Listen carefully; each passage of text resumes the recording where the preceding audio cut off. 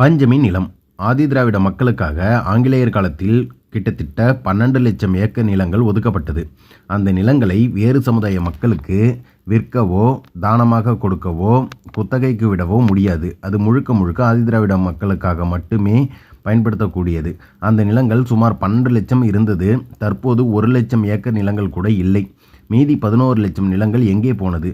முழுக்க முழுக்க ஆதிதிராவிட மக்களுக்காக தான் நாங்கள் அரசியல் செய்கிறோம் என்ற பெயரில் திராவிட ஆட்சிகள் தான் கடந்த 60 ஆண்டுகளாக ஆண்டு கொண்டிருந்தன. அப்படி இருக்கும்போது இந்த நிலங்கள் சூறையாடப்பட்டதும் காணாமல் போனதற்கும் யார் காரணம்? வக்ஃப் வாரிய சொத்துக்கள் என்பது இன்னமும் பாதுகாப்பாக முஸ்லிம்களிடம் இருக்கும்போது ஆதிதிராவிட மக்களுக்கான நிலங்கள் மட்டும் காணாமல் போனதற்கான காரணகர்த்தா யார்?